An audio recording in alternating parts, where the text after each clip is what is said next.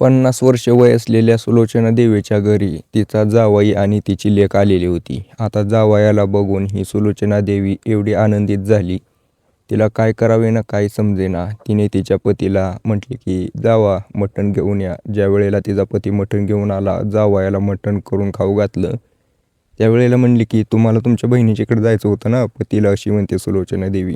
हो म्हणला जायचं होतं, पण आता लेक आली. लेकीला मी ठेवून घेते 2 दिवस, तुम्ही जाऊन या. पतीला पाठवते. परत त्यावेळेला पती तर गेला होता, पण आता होती लेक घरी. लेकीला म्हणते की तुझ्या मैत्रिणीच्या घरी जायचं होतं तुला, तू पण जाऊन ये. आता तिची लेक म्हणते की हो चालेल, पण हा माझा पती एकटा कसा राहील. सुलोचना देवी म्हणते काळजी करू नको, मी आहे, मी पूर्ण काळजी घेते. त्यावेळेला ज्या वेळेला सुलोचना देवी तिच्या पोरीला अशी म्हणते, त्यावेळेला तिची पोरगी तिच्या मैत्रिणीच्या घरी निघून जाते. आता घरामध्ये सुलोचना देवी आणि तिचा 25 वर्षाचा जावई आणि ही 50 वर्षाची सुलोचना देवी हे दोघंच उरलेले होते. रात्रीचे जसे 11 वाजले तशी ही सुलोचना देवी तिच्या जावयाच्या रूममध्ये गेली. ज्या वेळेला तिथे गेली त्यावेळेला तिचा जावई अश्लील व्हिडिओ बघत बसलेला होता. याचाच फायदा घेऊन सुलोचना देवी त्याच्या बेडवरती जाऊन त्याच्या कडेला त्याचा ब्लाऊज ढिला करून बसली. तिची साडी वर करत होती, परकरची नाडी सोडलेली होती. हे सगळं बघून तिच्या जावयाला राहवलं नाही. त्याने तिच्यासोबत संबंध बनवायला चालू केले. त्या दिवशी त्या रात्री त्या दोघांनी संतुष्ट होईपर्यंत संबंध बनवले. सकाळी उठल्यानंतर सुलोचना देवीची पोरगी आली. पोरगी आल्यानंतर म्हणली की काही काळजी घेतली का जावई बापूची. सुलोचना देवी म्हणली की तुझ्यापेक्षा भारी काळजी घेतली, तू नको टेन्शन घेऊ. आता त्या दिवशीचा तो दिवस गेला, पण दुसऱ्या दिवशी संध्याकाळी अजून हेच करायचं होतं सुलोचना देवीला. पण तिची पोरगी त्या ठिकाणी होती, तिचा नवरा माघारी आलेला होता. तर त्या रात्री तिने कसं केलं आणि हे करताना तिच्यासोबत काय झालं, खूप भयानक गोष्ट आहे मित्रांनो. पूर्ण स्टोरी ऐकायची असेल तर व्हिडिओ शेवटपर्यंत बघा. खूप इंटरेस्टिंग स्टोरी आहे. सुलोचना देवीची पूर्णपणे घामाघूम झाली हे करताना, तिला त्या रूमपर्यंत जाताना. पूर्ण स्टोरी सांगतो, व्हिडिओ शेवटपर्यंत बघा. नमस्कार मित्रांनो, धारा 302 या चॅनलवरती आपलं स्वागत आहे. मराठी माणसाला सपोर्ट करायसाठी चॅनल सबस्क्राईब करा. उद्याचे व्हिडिओ नक्की बघा, इंटरेस्टिंग व्हिडिओ आहेत. तर चला व्हिडिओला सुरुवात करू. तर मित्रांनो, सुलोचना देवी आता हिची पोरगी 24 वर्षाची झालेली होती. तिचं लग्न करायचं होतं, भरपूर ट्राय करत होते तिच्या घरचे. सुलोचना देवी, तिचा पती रामपाल अनेक स्थळं बघायचा, पण त्यांना हवं तसं स्थळ भेटत नव्हतं. कोणाला नोकरी असायची तर रान नसायचं, कोणाला रान असायचं नोकरी नसायची. सुलोचना देवीची पोरगी आता 25 वर्षाची झालेली होती. त्यावेळेला तिच्यासाठी सुलोचना देवी एक स्थळ घेऊन येते. ना की तिच्या पतीनं आणलं होतं, ही सुलोचना देवी स्वतः स्थळ घेऊन आलेली होती. ज्या वेळेला तिच्या पतीला म्हणते की हे स्थळ आहे, या पोरासोबत करून द्या.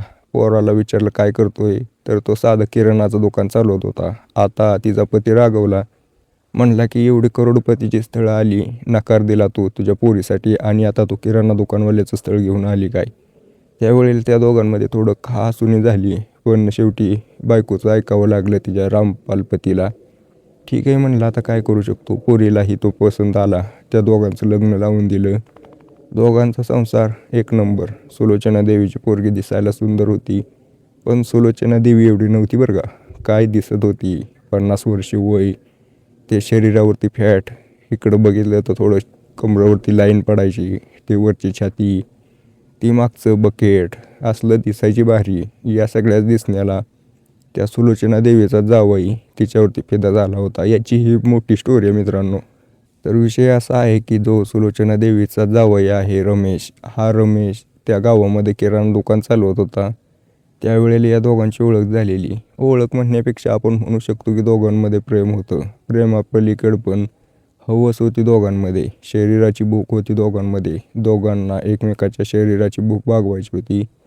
सुलोचना देवीचा पती वयस्कर झाला होता. तो तिच्यासोबत तशा प्रकारे संबंध करत नव्हता आणि हा जो रमेश होता 22 वर्षाचा, 3 वर्षापूर्वी झालेली स्टोरी सुरुवात. 22 वर्षाचा, त्यालाही त्याच्या शरीराची भूक भागवण्यासाठी कोणीतरी पाहिजे होतं. त्यामुळे दोघांमध्ये जुळत एवढं जुळलं की आता या दोघांना एकमेकांशिवाय राहवत नव्हतं. दोघांमध्ये नियोजन व्हायचं, कधी संबंध करायला यायचे, पण अडचण यायची. हा सुलोचना देवीचा पती रामपाल, तो या दोघांना अडवा यायचा. म्हणजे कसं, त्याला माहीत नव्हतं पण तो नेमकंच काहीतरी कामं सांगायचा. सुलोचना देवी म्हणली की मला असं काहीतरी डोकं लावावं लागेल जेणेकरून आपल्या दोघाला कायम भेटता येईल, बोलता येईल, संबंध करता येईल. त्यावेळेला हा रमेश म्हणला की माझ्या घरचे तर आता स्थळ बघत आहेत माझ्यासाठी, तर माझ्याकडून तर काय होणार नाही. सुलोचना देवीच्या डोक्यातली टूप पेटली. म्हणली की माझ्या पोरीला ही स्थळ बघायला चालू आहे. जर मी तुला तिच्यासोबत लग्न लावून दिलं तर तू कधीही येऊ जाऊ शकतो, आपण संबंध करू शकतो. या रमेशने सुलोचना देवीची पोरगी स्वाती तिला बघितलेलं होतं. त्याच्याच वयाची होती, त्याच्याच क्लासमध्ये होती. तर ती दिसायला एवढी सुंदर होती. तर आपण म्हणू शकतो की या रमेशची नजर त्या स्वातीवरती पहिल्यापासून होती. तिची आई तर अशीच पटलेली. कारण तुम्हाला सांगतो, ती सुलोचना देवीच्या घराबाहेर फिरायचा हा सुलोचना देवीला वाटलं की तिच्यासाठीच फिरतोय, पण तो तिच्यासाठी नव्हता तर तिच्या पोरगीसाठी फिरत होता. आता या रमेशला जे पाहिजे होतं ते मिळालंच होतं. काही दिवसानंतर सुलोचना देवी तिच्या पतीला म्हणते की स्थळ आणलंय. म्हणला बरं तर आहे का? हो म्हणली, काही अडचण नाही, पोरगा चांगला कमवतोय, बिझनेस करतोय. आता तिचा पती म्हणला ठीक आहे मग बघायला बोलो. आता रमेश त्यावेळेला बघायला गेला. त्यावेळेला तिचा पती रागावला, म्हणला की हा तर दुकानवाला आपल्याच गावातला आणि याच्यासोबत करते काय? सुलोचना देवी काय ऐकायलाच तयार नाही. म्हणली करायचं तर ह्याच्या संगच करून लावून द्यायचं. त्या दिवशी त्या घरामध्ये भरपूर वाद झाले. शेवटी तिच्या पोरगी म्हणली ठीक आहे, आईची इच्छा असेल तसं उगं तुम्ही कालवा करू नका. तसंही बघायला गेलं तर स्वतःच्या मनात तो होताच, तिच्या वर्गामध्ये होता पहिल्यापासून. तर या दोघांचं झालं, आनंदाने दिवस जात होते. दिवसामागे दिवस गेले. या सुलोचना देवी आणि रमेशला जेव्हा पाहिजे तेव्हा करायचे. तिच्या पोरीला पण करायचा आणि तिथून भागलं की सुलोचना देवीपाशी पण यायचं तिचं जावई रमेश. सगळं काही बरं चालू होतं, पण सगळं काही बरं चालू होतं, पण हा जो रमेश होता सारखा सारखा घरी येतोय, काय येतोय याचा अंदाज त्या रामपालला येईना. रामपाल लक्ष ठेवायला लागला, कारण पोरगी तर घरी असते, तिच्या सासरी असती, तर हा सारखा सारखा काय येतोय त्याला थोडी थोडी शंका यायला लागली होती. स्थळं आणलं सुलोचनानं. परत सारखा जावई तिच्या सारखी कॉन्टॅक्टमध्ये असतो, फोन असतो चालू. घरी पण येतोय म्हटल्यानंतर त्याने म्हटला की काहीतरी गौड बंगाल आहे. त्याने सर्च करायला चालू केलं. त्यावेळेला त्याच्या पूर्ण गोष्ट लक्षात आली. आता हा रामपाल डोक्याच्या कंट्रोल बाहेर गेला. त्याला समजत नव्हतं की काय करावं. राग आला पण काही करू शकत नव्हता. सगळं कुटुंब त्याच्या विरोधात होतं. तोच एकटा पडलेला होता. त्याने डोकं चालवून प्लॅन करायला चालू केलं. एक दिवशी जसं की मी तुम्हाला सुरुवातीला सांगितलं, रमेश त्याच्या पत्नीसोबत घरी आलेला होता. सुलोचना देवीने तिची पोरगी, तिचा नवरा दोघांना पाठवून दिलं. पण दुसऱ्या दिवशी तसं काय करता आलं नाही. दुसऱ्या दिवशी रात्री गपचीपच ती तिच्या पोरीच्या रूममध्ये गेली. जावयाच्या कडेला जाऊन झोपली, संबंध करायला लागली. पोरीला जाग आली त्यावेळेला तिला सगळं दिसलं. आता ती लागली ओरडायला. तिचा बाप त्या ठिकाणी आला. रामपाल स्वातीला ओरडताना बघून तिला विचारलं काय झालं. तिने पूर्ण घटना सांगितली. रामपाल म्हणला मला ही सगळं माहिती होतं, आता यांचा काहीतरी बंदोबस्त करावा लागेल. म्हणून त्या दोघांनी, स्वातीने आणि रामपालने त्या ठिकाणी तिचा जावई रमेश आणि ती जी सुलोचना आहे त्या दोघांसोबत मारहाण चालू केली. मारहाण एवढी जबरदस्त होती की त्या ठिकाणी दोघांचाही मृत्यू झाला. ज्यावेळेला या दोघांचा मृत्यू झाला त्यावेळेला त्यांना काही समजेना की याचं काय करायचं. दोघांनी शक्कल चालवून दोघांना उसामध्ये फेकून दिलं निघून. आठवडा गेला, 15 दिवस गेलं. आता रमेशच्या घरचे शोधतच होते त्याला.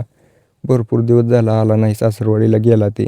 मग काय करायचं, त्याच्या सुनेला ओळखलं तर सून म्हणली की माझ्याकडून सांगून कुठंतरी गेलेला आहे, काही दिवसातच येतो म्हणून. मी पण फोन ट्राय केला पण काय आलं नाही. पोलिसात तक्रार दिली. पोलिसांनी सर्च चालू केलं.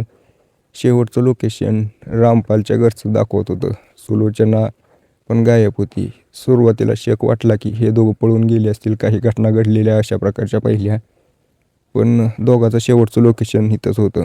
ज्या वेळेला बघितलं, चेक केलं, मोबाईल त्यांचं तिथंच पडलेलं होतं घरी. पोलिसांचा शक बळावला. पोलिसांनी त्याच्यावरती सखोल चौकशी केली. त्यावेळेला त्यांना लक्षात आलं की या रामपालने आणि त्याच्या पोरीने मिळून या दोघांना संपवलं आहे. तर त्यांना चौकशी केली. त्यांनी सांगितली पूर्ण गोष्ट. बॉडी कुठं टाकली हे पण सांगितलं. पोलिसांनी बॉडी ताब्यात घेतली आणि ती पूर्ण केस क्लोज केली. आता दोघंही जेलमध्ये आहेत. दोघांवरती जी काय कारवाई व्हायची ती होईलच. मित्रांनो, अशा काही घटना आसपास घडत असतील तुमच्या तर मला कमेंट करून नक्की सांगा. काय वाटतं हे पण सांगा.